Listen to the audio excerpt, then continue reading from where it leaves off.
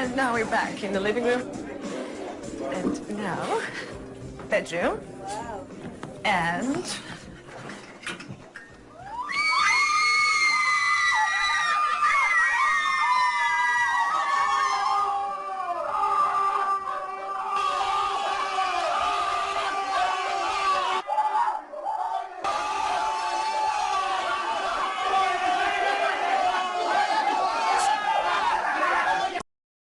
Hi folks, John Cordisco back again. Just for fun, I was watching The Backyard Professor, and if any of you get to see his videos, his chess videos, I like the guy a lot. He's a great guy. He's got a lot of enthusiasm. In fact, he was the mentor for me a year or so ago that started myself doing my own videos. So thanks, Carrie. Anyway, this is the same game that Carrie covered, Browne versus Gulko.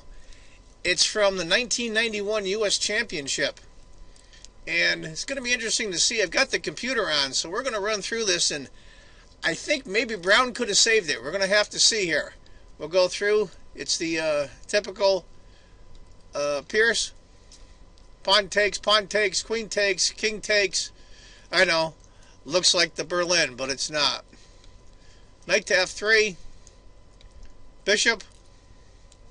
It's important to move that bishop from here because the threat is here to go after this pawn, and the rook can't come over, forcing the king to do it, which would again either here or here. So that's a multi-purpose move. Bishop d6, bishop c4, hitting that pawn, and he goes pawn there and he takes it. Now that looks really horrible, the double pawns in the center of our board, but not really, because his pawns are covering some key squares. Look at those squares that those two pawns are covering. Bishop e3. For whatever worth department, I've got my computer on off screen, and it's about a half a point advantage for white. No big deal. Knight a3. Probably to stop the bishop from coming here. And a6. I don't think that he wants the knight getting there as well. Same thing. King e2. No point castling when the queen's off the board, so keep your king in the center of the board and connect your rooks. King e7. Computer says white has an active position, but I don't think black's that bad. It's 2/3 of a pawn advantage, which is nothing. Rook h to d1, right, and the only open file on the board, of course, as my buddy Backyard Professor says, rooks belong on open files. h6. h3. He wants to control this square. That's what he wants. That knight will be a pain in the neck because he's going after the bishop. Now, the only semi-open file, well, one of them anyway that black has, puts his rook right on it. Rook to d3, like white wants to double up on the d file. h5. He wants to go here. And if white takes, he reconnects his pawns.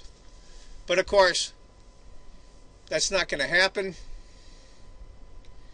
Knight to d4. Again, coaxing white into taking so he can put his pawns back together and have a strong center. Of course, white wants no part of it. King to d2 and king to d1 are about the same. f1's the third choice for the computer, but it's close. He made the best move. Rook to f6. g4. He's hitting the knight. Now it looks like that knight is stuck, but he really isn't. If he goes to f4, knight goes to f4, black loses, because after bishop takes, it's a disaster for black. Believe me, it's a 3-point advantage. I won't go through the scenario with you. Black made the right move, g5. Knight checks. Computer calls for knight to g2 or knight to f5 check, which he did. Knight to g2 is a dead draw on the computer. Knight to f5 check is basically a dead draw as well. That's the more forcing move. E takes, g takes, king to e6, bishop takes, pawn takes, rook takes. Now those of you that are keeping score, white's up a pawn right now. Bishop to e5, hitting the rook. Rook comes over, attacking black's c7 pawn. F takes. Now we have equal material. Right now is a tiny advantage for black. And of course, white plays the best computer move. That's why these guys are playing for the U.S. Championship and we're not. Rook to f3. Those of you that are wondering after if bishop took b2, after rook to b1, bishop moves, knight takes, king takes, rook takes b7. Well, not good, of course, for black.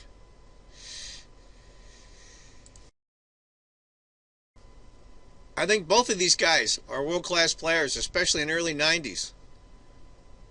Browne, he's still around. He played about a month ago in a tournament in Iceland. He's in his 60s. And I understand that Browne is a world-class poker player as well. A lot of these guys are world-class poker players. I think the skill transposes from chess. After rook to f3, Browne goes rook to h1. Rook, b3, b5. This is a tough ending. Tough ending. All four rooks, and each have a minor piece, and there are pawns everywhere. And especially for white, 3 out of the 6 are isolated. Rook checks. Now looks like clear sailing. Looks like both of these pawns are up for grabs. It's like Gulko's in trouble. King to d5, hitting the knight. Now what to do, what to do? The computer actually calls for the move that Browne made. Rook to c5 check. King takes e4 is a small advantage for black. Because after that, rook to e1 check. King to f4. And the rook on e takes the bishop. So you get the bishop back. Because after king takes, check, king moves, rook takes the bishop. So he's not giving up that knight for free. So it's king to d4. Gulko decides not to take the knight. c3 check.